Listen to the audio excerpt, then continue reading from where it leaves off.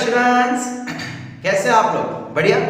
तो बच्चा लोग, हमने अभी तक मोमेंट ऑफ इनर्शिया के बारे में बहुत कुछ पढ़ा, ठीक है। अलग अलग फिगर्स में 2D हो, 1D हो या 3D हो, कैसे उसमें मोमेंट ऑफ इनर्शिया निकाला जाएगा, इसके बारे में बहुत डिटेल में देखा है।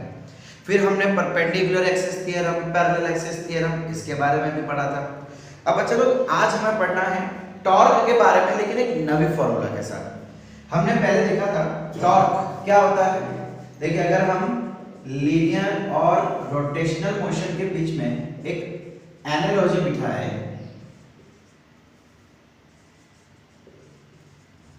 तो इसमें हमने देखा था कि लीनियर में, यानी कि जो लीनियर डिस्प्लेसमेंट है उसको हम रोटेशनल में एंगुलर डिस्प्लेसमेंट बोलते हैं, यानी कि थीटा।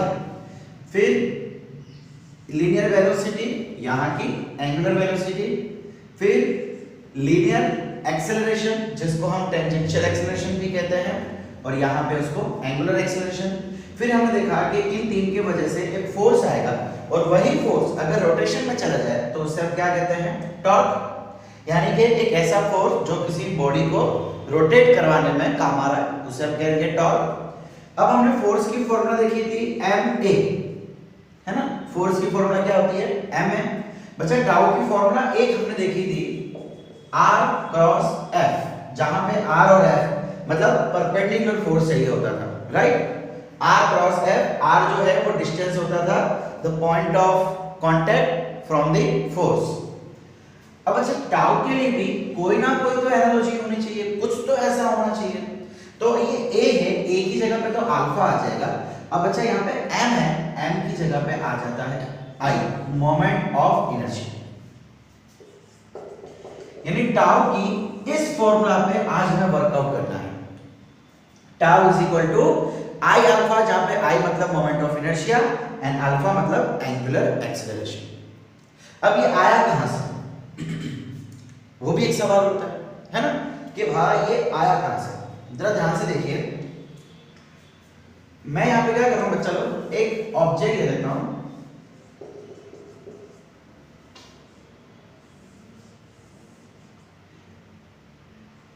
इसको मैंने यहां से पाइवोट कर दिया, ठीक है, और इसको अब मैं घुमा रहा हूं। अब जरा ध्यान से देखना, एक ही फोर्स लगाया जा रहा है और ये ऑब्जेक्ट इस तरीके से घूमना चालू हो जाएगा, है क्या नहीं? ठीक है। अच्छा, इस समय टाउ क्या देंगे हम लोग? r क्रॉस f, जहां पे r क्या हो जाएगा? ये वाला डिस्टेंस। बोलो सही है? बिल्कुल, है ना। अच्छा, अब हमको पता है, साफ साफ दिख रहा है कि r और f के बीच में 90 डिग्री है, और हम वैसे हमको पता है कि हमेशा टॉर्क किससे आएगा? परपेंडिकुलर फोर्स से आएगा। यानी कि एक ऐसा फोर्स जो टॉर्क पैदा करने में यूज हो रहा है, वो डिस्टेंस से हमेशा परपेंडिकुलर होगा। तो ऑब्वियस बात है कि क्रॉस यानी sin थीटा, sin 90 यानी 1। सो इसको हम ऐसा लिख सकते हैं, r tau is equal to r f।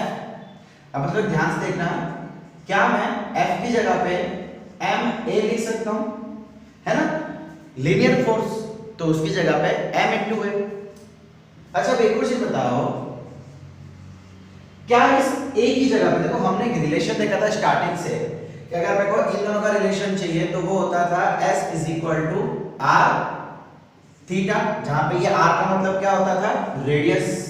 जब कोई ऑब्जेक्ट रोटेशनल मोशन करता है, एक सर्कल बनाता है, तो सर्कल का एक रेडियस होगा, सो वो हो जाता था।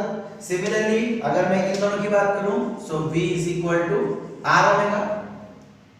अगर मैं इनकी बात करूं, सो यहां पे at is equal to r alpha. यानी कि रिलेशन एक बनता था लीनियर और रोटेशनल के बीच में। तो चलिए at की जगह पे, यानी कि ये एक्सेलरेशन जो है, इसकी जगह पे मैं वो रख देता हूं। सो यहां पे क्या आ जाएगा? r alpha. और यहां तक क्लियर? अच्छा, हमारे केस में रेडियस क्या है? Small r। हमने स्मॉल r लिया हुआ है ना बच्चा, ठीक है।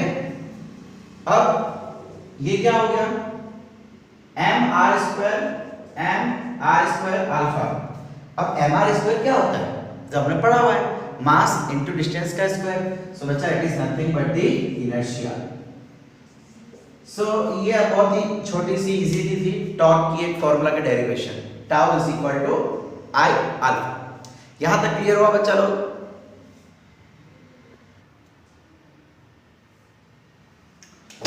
तो बच्चों, बस आज का कॉन्सेप्ट इतना ही था। अब हमें वैरायटी ऑफ क्वेश्चंस देखने हैं। देखो अलग अलग कॉन्सेप्ट्स के, आप बोलेंगे सर एक छोटी सी फॉर्मूला को लेके पूरा लेक्चर क्वेश्चंस, बट बच्चा लोग हम अलग अलग कॉन्सेप्ट यहाँ पे इस्तेमाल करने वाले हैं।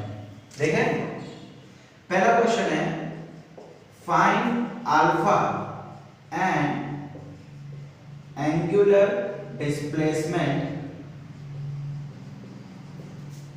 इन t सेकेंड्स। आपको एक फिगर दे रखी है, ठीक है, इस पॉइंट पे इसको पाइवोट किया हुआ है, यानी कि यहां पे एक एक्सिस होगी। देखो सीधी सी बात है बच्चा लोग, जहां पे उसको पाइवोट करके, पाइवोट मतलब उसको फिक्स कर देना, वो उसी के अबाउट गोल गोल घूमेगा। यानी कि हमने इस पॉइंट को फिक्स कर दिया है, इसका टोटल लेंथ है l, यहां पे एक फोर्स लग रही है जो कि इस पाइवोटेड पॉइंट से l/4 दूर है। कितना? l/4। क्लियर हुआ यहां तक? चलिए अब इसमें मुझे angular acceleration and angular displacement, angular displacement मतलब कि थीटा की वैल्यू ढूंढनी है। कैसे ढूंढेंगे बच्चा लोग? सबसे पहले हमें यहाँ पे देखो अल्फा चाहिए एंड थीटा भी चाहिए। अल्फा कहां से मिल जाएगा? Tau is equal to I alpha, और ये जो टॉर्क है क्या मैं इसकी जगह पे r क्रॉस f भी लिख सकता हूं? यहां तक क्लियर? देखो r क्रॉस f आई अल्फा। अच्छा ये r मतलब distance between pivoted point and the force, perpendicular force. Force कैसा होना चाहिए? परपेंडिकुलर होना चाहिए। तो क्या क्रॉस को मैं हटा सकता हूं? बिकॉज़ sin 90 हो जाएगा। अच्छा r कितना है? देखो डिस्टेंस कितना है? l/4। फोर्स कितना है? फिलहाल f, फोर्स f लगाया जा रहा है। i कितना हो जाएगा? i कहां पे ढूंढा जाएगा? At the pivoted point, at the axis of pivoted point. अब यार ये तो पता ही नहीं है, इस जगह पे इनर्शिया कितना है पता ही नहीं है, ढूंढना पड़ेगा। बच्चों जरा ध्यान से देखो, ये रोड है, मुझे इसके अबाउट यानी कि यहां पे एक एक्सिस जा रही है, ठीक है। इमेजिन करो कि यहां पे एक एक्सिस जा रही है, ये मैंने centre of axis, centre of मास ले लिया, और ये एक रे ले ली। बच्चा क्या मैं यहाँ पे पैरेलल थ्योरम लगा सकता हूँ? मुझे यहाँ पे चाहिए, और ये है मेरा आइकॉन। अच्छा ये रोड है, इसका सेंटर ऑफ मास से पास होते हुए का इनर्शिया क्या होगा बताओ जल्दी? ml²/12। याद आया? हमने पतली सी रोड ली थी, उसके बीच में से एक्सिस लिया था, सो कितना इनर्शिया निकलना? ml²/12। अब ये इनर्शिया कैसे निकालेंगे? Icon plus ma², ml²/12 plus m a। बच्चा a का मतलब क्या होता था? इन दोनों के बीच का परपेंडिकुलर डिस्टेंस। इन दोनों के बीच का डिस्टेंस कितना होगा?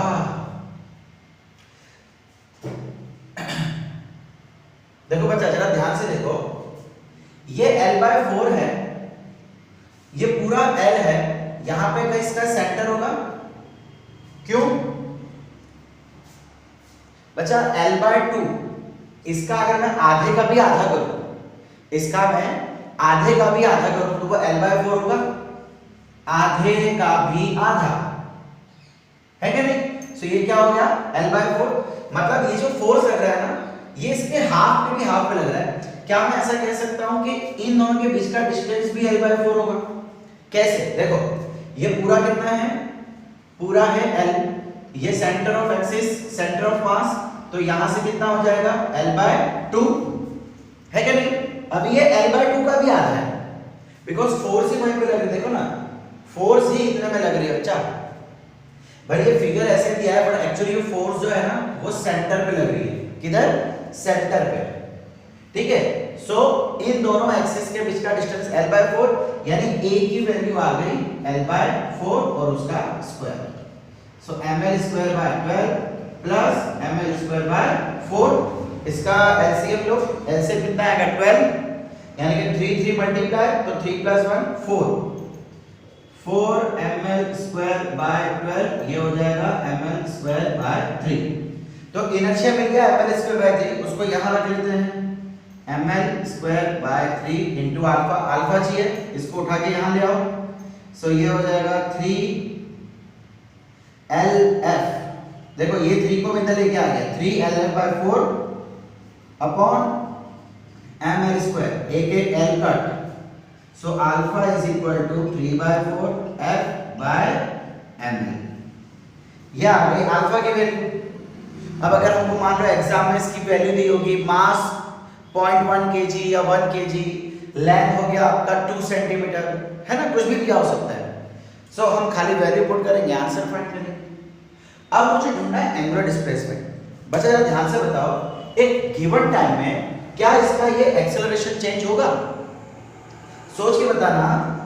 जो भी टाइम है, टाइम t सेकंड्स, क्या उस समय में इसका एक्सेलरेशन चेंज हो रहा है? एक्सेलरेशन किस पर डिपेंड है? फोर्स, मास, लेंथ पे। मास और लेंथ फिक्स, फोर्स भी चेंज नहीं हो रहा। देखो फोर्स भी कांस्टेंट है, इसका मतलब अल्फा कांस्टेंट हो जाएगा। बच्चा अल्फा कांस्टेंट हो गया मतलब क्या मैं यहाँ पे यूनिफॉर्म मोशन की फॉर्मूला लगा सकता हूँ? जरा देखो, यूनिफॉर्म मोशन की फॉर्मूला क्या होती है? मुझे क्या मैं ऐसा बोल सकता हूँ, S is equal to v² minus u² by 2a। बोल सकता हूँ, या टाइम t सेकंड में काम करो, t वाली फॉर्मूला यूज करते हैं, S is equal to ut plus half at²। ये किसके लिए थी? लीनियर के लिए थी, यूनिफॉर्म मोशन है। तो बच्चा हम क्या करते हैं, इसी को एंगुलर के लिए यूज करते हैं। S के बदले थीटा, u के बदले इनिशियल। u क्या था? इनिशियल वेलोसिटी, तो उसकी जगह पे initial angular velocity t plus half a। a कितना आ गया हमारा? a मतलब यहां पे अल्फा हो जाएगा 10t²। बोलो यहां पे क्लियर है? कर सकते हैं इसको, यहां से इसकी वैल्यू फाइंड कर दो बस। अच्छा, अब इनिशियल ओमेगा i मतलब एंगुलर वेलोसिटी कितनी होगी? बता सकते हो इनिशियली कितनी होगी? मुझे थीटा की वैल्यू चाहिए, इसमें अल्फा की वैल्यू पुट कर दो। कैसे करेंगे? Omega i t plus half, alpha के बदले 3/4 F/ml t²। ये आ गई आपकी थीटा की वैल्यू, बस इसके आगे कुछ हो भी नहीं सकता। ठीक है, अभी हम एक जनरल क्वेश्चन देख रहे हैं। अब क्वेश्चन में हो सकता है इसकी वैल्यू दी हो एग्जाम में, इनिशियल की, t की, तो हम वहां पे वैल्यू पुट कर देंगे एंड आंसर फाइंड करेंगे। समझ आया बच्चा लोग? अच्छा बच्चा लोग, एक प्रॉब्लम हो गई थी, गलती से मिस्टेक हो गई कि 4 का स्क्वायर 16 हमने नहीं किया था, तो थोड़े चेंजेस होंगे, खाली यहाँ पे थोड़े चेंजेस के, बाकी मेथड यही रहेगा, मेथड में कोई डिफरेंस नहीं है। तो क्या हो जाएगा? 12 और 16 का एलसीएम,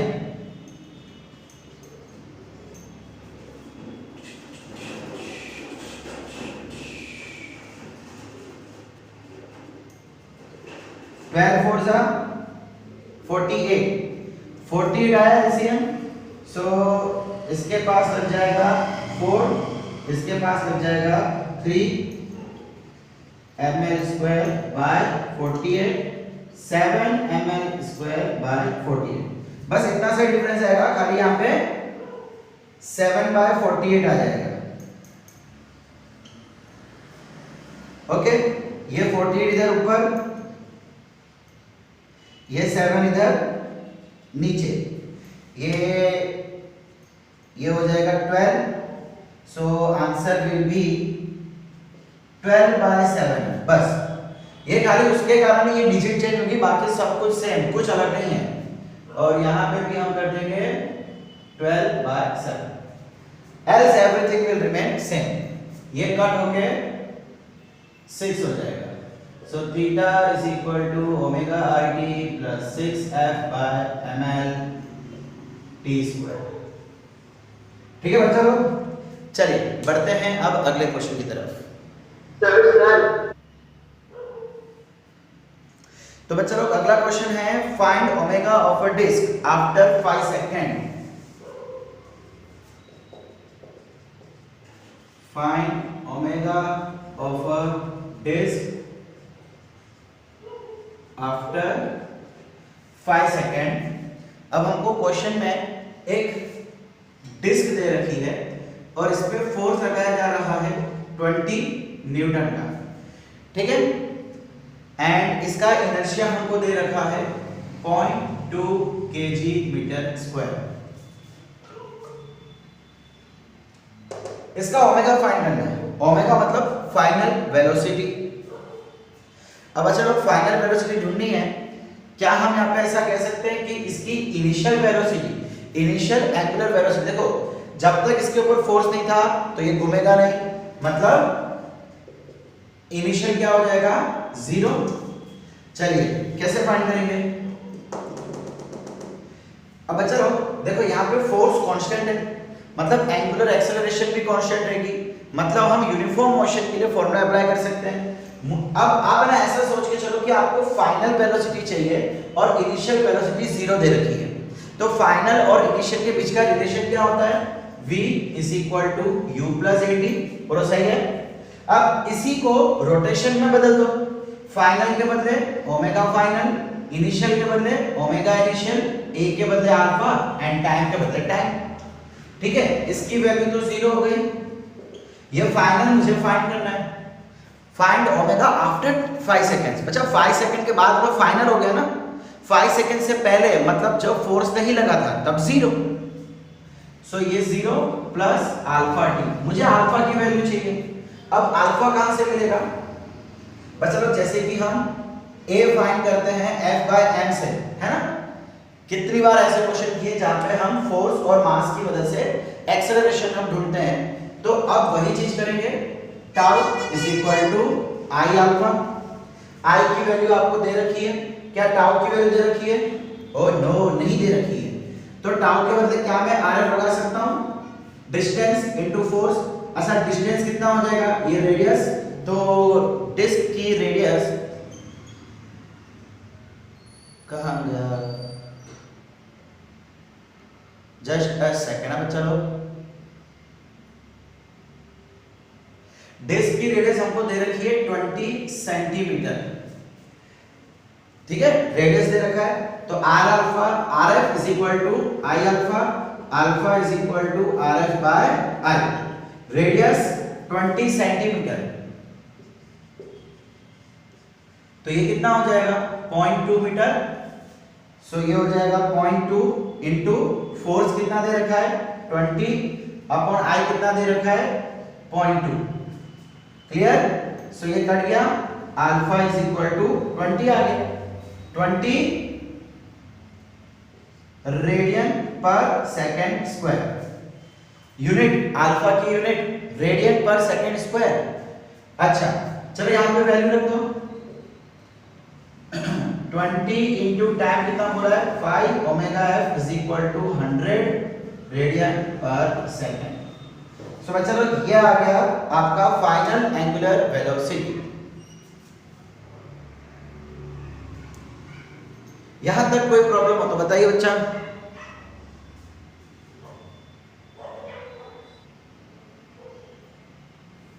अब बच्चा लोग अगला क्वेश्चन है, find the angular acceleration and tangential acceleration.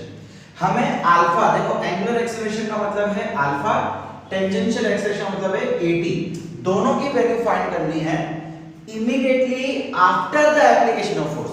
जैसे ही फोर्स लगेगा उसके तुरंत बाद। तुरंत बाद क्यों ऐसा कहा गया, क्या ऐसा है कि कुछ समय बाद और बहुत समय बाद अल्फा और a की वैल्यू चेंज होगी? यस बच्चा लोग, अल्फा a की वैल्यू चेंज होगी, इमीडिएटली कुछ और होगी, आफ्टर फ्यू सेकंड्स कुछ और होगी, और बहुत सेकंड्स बाद कुछ और होगी। बट हमें क्या बोला हुआ है, just after the application of force. अब इसको यहां से पाइवोट कर दिया गया है और ये है इसके सेंटर ऑफ मास। बच्चा हमको एक्सेलरेशन सेंटर ऑफ मास की चाहिए, किसकी, सेंटर ऑफ मास की। ओके अब सबसे पहले मुझे क्या चाहिए, टॉर्क, बिकॉज टॉर्क से तो मुझे अल्फा मिलेगा। अच्छा टॉर्क किसकी वजह से आता है, परपेंडिकुलर फोर्स, लेकिन यहां पे जो फोर्स दे रखा है F वो हमें 37 डिग्री पे दे रखा है, तो हमें क्या करना पड़ेगा, इसके दो कंपोनेंट्स, एक इधर यहां पे क्या हो जाएगा F cos 37 और एक हो जाएगा इधर, ये कितना हो जाएगा F sin 37। बच्चा आपको 37 का ट्रायंगल पता है, ये 37 है, इसके सामने वाला 3 बेस 4 तो हाइपोटेनस 5 बहुत बार कर रखा है ये हमने। ओके, अब cos 37 क्या हो जाएगा, एडजेसेंट अपॉन हाइपोटेनस, यानी ये हो जाएगा 4/5f, है ना, 4/5f, और इसकी वैल्यू क्या हो जाएगी, ऑपोजिट, यानी कि 3/5f। सो ये मिल गया मुझे फोर्स। अब कौन सा फोर्स जो टॉर्क करवा रहा है, ये वाला। क्या ये फोर्स कोई टॉर्क करेगा, नहीं। हमने देखा था कि कोई फोर्स अगर टुवर्ड्स या अवे तो वो टॉर्क प्रोड्यूस नहीं कर सकता। समझ आ रहा है? तो बच्चों देखो, टॉर्क कौन प्रोड्यूस करेगा, ये वाला फोर्स। यहां से यहां लेंथ दे रखी है हमें l। चलिए शुरू करें। Tau is equal to I alpha, और टॉर्क की जगह पे हम क्या लिख सकते हैं, rf is equal to I alpha. बोलो सही है? हमें अल्फा ढूंढना है, angular acceleration. So alpha is equal to rf by I, इसकी वैल्यू पुट कर दो। So alpha is equal to r मतलब distance between force and pivoted point. So ये फोर्स, ये वाला फोर्स है, एंड इसके बीच का डिस्टेंस कितना है, l। फोर्स, अच्छा कौन सा फोर्स टॉर्क प्रोड्यूस करेगा, परपेंडिकुलर फोर्स। सो ये हो जाएगा 3/5f। क्लियर? ओके, अब मोमेंट ऑफ इनर्शिया। बच्चा लोग जरा ध्यान से बताना, हमें इनर्शिया कहां का फाइंड करना है, हमें चीजें कहां की फाइंड करनी है, सेंटर ऑफ मास की, है क्या नहीं? तो इनर्शिया किसका फाइंड करूंगा, इनर्शिया किसका फाइंड करूंगा, सीधी सी बात है, सेंटर ऑफ मास के लिए। तो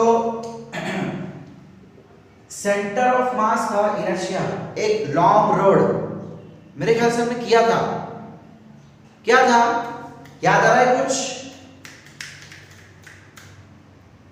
सेंटर ऑफ मास का इनर्शिया कितना था,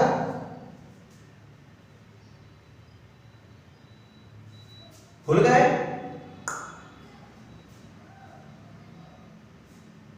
ml स्क्वायर।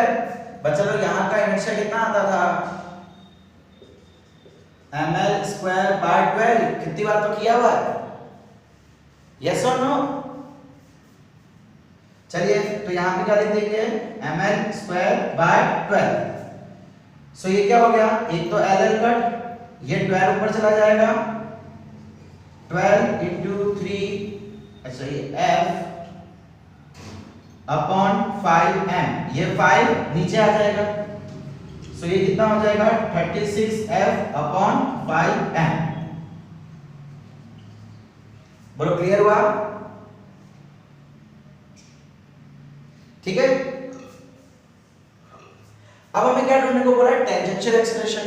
बस लोग हमने अभी कुछ देर पहले एक रिलेशन देखा था, tangential acceleration is equal to r alpha radius into alpha, देखा था ना? रेडियस मतलब डिस्टेंस, यहां पे डिस्टेंस क्या है, l। सो l इनटू, अच्छा ये एक l बचा था इधर, इनटू अल्फा कितना, 36/5 f by ml, ll cut कितना बचा, 36/5 f। अब अच्छा हमको अगर मान लो क्वेश्चन में पूछा हो एक्सेलरेशन, नेट एक्सेलरेशन, सपोज करो कि मैं ये भी बोल देता हूं टेंजेंशियल प्लस नेट, दोनों ढूंढना है, क्या करेंगे? नेट एक्सेलरेशन कब ढूंढा जाता है? अगर आपको याद हो तो हमने देखा था कि जब कोई ऑब्जेक्ट गोल घूम रहा है तो उसके पास दो तरह की एक्सेलरेशन है, एक टेंजेंशियल और एक सेंट्रीपिटल। हमारा ऑब्जेक्ट जो है उसके बाद दो एक्सेलरेशन होगी, डन। हमने टेंजेंशियल तो ढूंढ लिए, एक्सेलरेशन भी ढूंढना पड़ेगा। अच्छा लोग एक्सेलरेशन टेंजेंट की हमने फॉर्मूला देखी थी v²/r, याद आया कुछ? v²/r। अच्छा आप मुझे बताओ, अभी तो मैंने फोर्स लगाया ही है, फोर्स लगाया ही, हमको क्वेश्चन में कहा जा रहा है इमीडिएटली आफ्टर, क्या फोर्स लगाने के तुरंत बाद इसकी कोई वेलोसिटी होगी? नहीं। अरे बच्चा ये वेलोसिटी डायरेक्शन चेंज करना, देखो ना, अगर मैं इसके ऊपर ये ऑब्जेक्ट के ऊपर सपोज करो इस पॉइंट पे मैं फोर्स लगा रहा हूं, तो ये तो ऊपर की तरफ बढ़ेगा, मतलब ये जो वेलोसिटी है फिलहाल ये वेलोसिटी जीरो रहेगी। इमीडिएटली फोर्स के बाद, हाँ आफ्टर 2 सेकेंड होती, आफ्टर 2 सेकंड्स इसकी कोई ना कोई वैल्यू होती, बट हमको बोला गया है फोर्स लगाने के तुरंत बाद। बच्चा फोर्स लगाने के तुरंत बाद तो उसका डायरेक्शन चेंज होगा ही नहीं। सेंट्रीपिटल एक्सेलरेशन मतलब डायरेक्शन चेंज होना, तो ही तो वो सर्कुलर मोशन लेता था, लेकिन यहाँ पे तो डायरेक्शन चेंज होगी नहीं, मतलब सेंट्रीपिटल एक्सेलरेशन क्या आ जाएगी हमारी 0। अब हमको ढूंढना है नेट एक्सेलरेशन, सो वो क्या हो जाएगा रूट ऑफ टेंजेंशियल का स्क्वायर सेंट्रीपिटल का स्क्वायर। क्लियर? बस here we got our answer. ये तो 0 है, ये तो निकल गया, यानी कि 80 यानी कि 36/5 F। समझ आ रहा है बच्चा लोग हमने क्या किया? अब बच्चा लोग हम अब उसी रोड को ले रहे हैं, उसको यहां से हमने पाइवोट कर दिया है, अब इसको हमने छोड़ दिया। पहले क्या हो रहा था, इसके ऊपर फोर्स ऊपर के डायरेक्शन में लग रही थी, अब इसको हमने छोड़ दिया है। Find alpha just after it is released. अब बच्चा लोग अगर मैं इसको छोड़ दूंगा तो सीधी सी बात है, यहाँ पे ग्रेविटी पिक्चर में आ जाएगी। ग्रेविटेशनल फोर्स कितना लगेगा वो नीचे की तरफ mg, इसका मास है m और लेंथ है l। ठीक है, सो हमको अल्फा ढूंढना है। अब बच्चा लोग mg लग रहा है तो सीधी सी बात है कि ये नीचे की तरफ इस तरीके से घूमना चालू हो जाएगा। सीधी सी बात है, यहाँ से पैक करके रखा है तो ये छोड़वा तो ऐसे गोल घूमेगा ना, ये रोटेशनल मोशन ही करेगा, तो हमको इसका अल्फा ढूंढना है। अच्छा अब एक चीज है, ग्रेविटेशनल फोर्स हमने सेंटर ऑफ मास पे लिया है। देखो आप देख सकते हो मैंने सेंटर ऑफ मास पे लिया। क्यों ऐसा? यार ये ग्रेविटेशन इधर भी लग सकता था, इधर भी लग सकता था, इधर कहीं भी लग सकता था, हमने सेंटर पे क्यों लिया है? तो बच्चा यही तो कॉन्सेप्ट हमने देखा था सेंटर ऑफ मास में, कि पूरा ऑब्जेक्ट कैसा बिहेव करेगा, पूरा ऑब्जेक्ट कैसे बिहेव करेगा जैसे उसका सेंटर ऑफ मास करेगा। हम ऐसा मान लेते थे ना कि उसके सेंटर ऑफ मास पे पूरे ऑब्जेक्ट का मास कॉन्सेंट्रेटेड है और ये यूनिफॉर्मली डिस्ट्रीब्यूटेड है, तो इसका मास कहां पे आएगा? सेंटर ऑफ मास सेंटर पे ही आएगा, बीचों बीच। इसीलिए हमने इसका फोर्स सेंटर पे लिया है। क्लियर? चलिए अब अच्छा, अगर इसकी लेंथ l है तो क्या ये l/2 हो जाएगा? है क्या नहीं? बिकॉज इसके ऊपर जो फोर्स लगेगा वो सेंटर ऑफ मास का लेना है, बिकॉज पूरा बॉडी उस तरीके से बिहेव करने वाला है। सो अल्टीमेटली ये डिस्टेंस कितना है? l/2। So tau is equal to I alpha. बोलो सही है? अब टाउ की जगह पे हम rf भी लिख सकते हैं, आई अल्फा मतलब ये डिस्टेंस l/2, f मतलब ये mg। बोलो क्लियर है? x इन इनर्शिया, बच्चे लोग इनर्शिया इस पॉइंट के अबाउट इनर्शिया, जहां पे पाइवोट किया होता है वहां का इनर्शिया चाहिए होता है। सो ये पाइवोट इधर किया हुआ है यानी कि यहां का इनर्शिया लेना है। तो बच्चे लोग हमने ये भी देखा हुआ है, कितना आता है? ml/3 है ना। कोई एक रॉड है, उसके यहां से इनर्शिया ml/3। आप चाहो तो पैरेलल एक्सिस से भी इसका निकाल सकते हो। सेंटर ऑफ मास से इनर्शिया कितना लेता था? ml/12। याद आया कुछ? तो इधर से ml/3। अब देखो क्या क्या कट रहा है, m से m कट गया, एक l से दूसरा l कट गया। सो ये 3 ऊपर 3/2, ये l नीचे g/l is equal to alpha. देखो ये एक l बचा था, ये नीचे चला गया, 3 ऊपर आ गया, 3 ऊपर l नीचे, और ये g तो था ऊपर। सो अल्फा की वैल्यू आ गई 3g/2l। ठीक है, अब अच्छा लोग इसी में एक हम JEE 2017 का क्वेश्चन देख लेते हैं। उस क्वेश्चन में ये कहा हुआ है, find alpha after the rod is released and it is making an angle of 37 degree with horizontal। JEE 2017 का पूछा हुआ क्वेश्चन, ऑप्शन दे देते हैं आपको।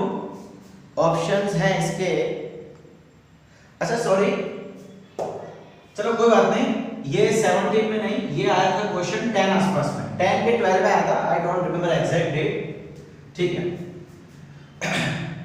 इसके ऑप्शंस आपको फिलहाल दिए जा रहे हैं।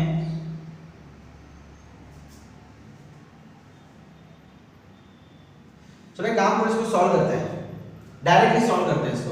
Options I don't remember it now, तो डायरेक्टली इसको सॉल्व करते हैं। क्या कहा हुआ है, एक ऑब्जेक्ट है, उसको छोड़ दिया, ठीक है, पाइवोट यहां से किया हुआ है, एक उसको छोड़ दिया तो वो नीचे आएगा। अब कहा हुआ है कि वो 37 डिग्री बना रहा है हॉरिजॉन्टल के साथ, यानी कि घूमते घूमते घूमते घूमते इधर पे आ जाएगा, और हॉरिजॉन्टल मतलब ये, और इसका एंगल है ये 37 डिग्री, ठीक है। इसकी लेंथ है l एंड मास दे रखा है हमको m। बताइए इस समय कितना इसका एक्सेलरेशन होगा। तो बच्चा लोग कुछ नहीं करना है, tau is equal to I alpha, I की जगह पे आर एफ रख देते हैं। अगेन इस पे फोर्स कहां लग रहा है, देखो इस समय, देखो हमें इस समय का अल्फा फाइंड करना है। तो इस समय जो फोर्स है, ग्रेविटेशनल फोर्स, बच्चा को इधर में लगेगी mg, है क्या नहीं। अब जरा मुझे बताओ इस पोजीशन में कौन सा फोर्स इसको आगे लेके जाएगा, परपेंडिकुलर फोर्स। क्या ये परपेंडिकुलर है, हाँ, मतलब इसके कंपोनेंट करने पड़ेंगे। तो चलिए एक कंपोनेंट, अब देखो ये एंगल कितना हो जाएगा, चलिए एक काम देखते जाइए, ये एक कंपोनेंट आ जाएगा और दूसरा ये आ जाएगा, है ना। ये कोई ना कोई एंगल होगा, ये इधर ये इधर। अच्छा ये एंगल कितना होगा, how much will be this angle, सोचिए सोचिए, ये 37 दे रखा है हॉरिजॉन्टल के साथ।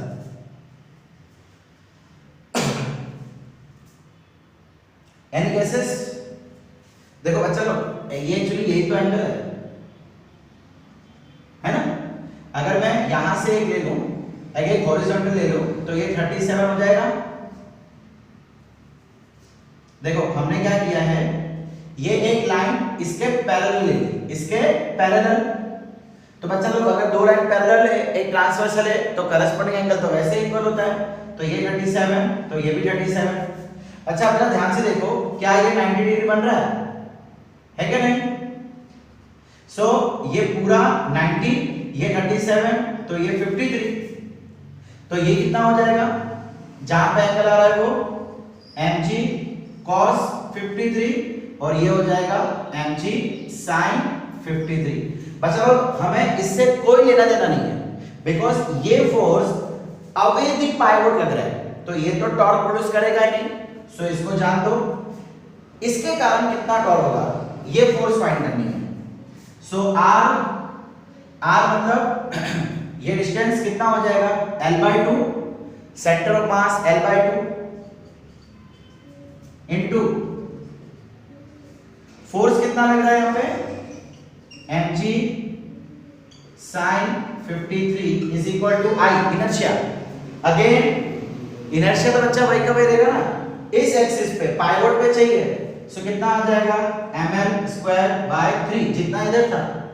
सेम चीज होगी ना यार, आज ये रोड इधर आ गया, सो इस जगह पे इनर्शिया चाहिए सेंटर का, और ये दोनों पैरेलल ही तो होंगे अभी भी, भले तिरछा हो गया लेकिन इनर्शिया चेंज नहीं होगा, इनर्शिया वही रहेगा। सो ml/3 इनटू अल्फा, क्या हो जाएगा, l से l गया, m से m गया। sin 53 कितना होता है, हमको पता है ना, अगर ये 53 है तो इसके सामने वाला 4 एंड नीचे 3, ये 5।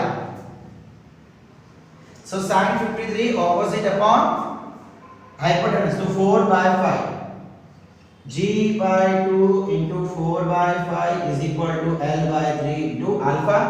अल्फा की वैल्यू यहां से क्या निकलेगी, ये 2 से 2, 9 2 जा 18/5, ये 3 ऊपर और ये l नीचे। अच्छा ये g भी आएगा ना, एक मिनट पर लोचा किया, हाँ ये g है, अच्छा 9 नहीं है, सॉरी ये g है। सो 2/5g into 3/l, सो ये आ गया 6/20g। Angular acceleration is 6/20g। देखो इस समय कुछ और एक्सेलरेशन आई थी, देखो जरा यहाँ पे ध्यान से देखना, 3/2gl और इधर आ गया है, सॉरी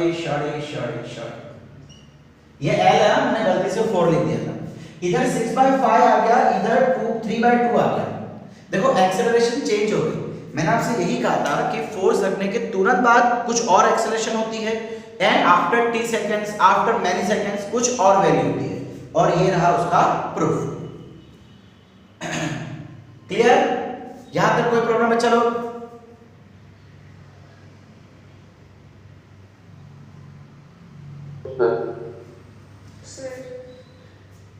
ठीक है, तो आज का लेक्चर में चलो यहीं पर रखते हैं।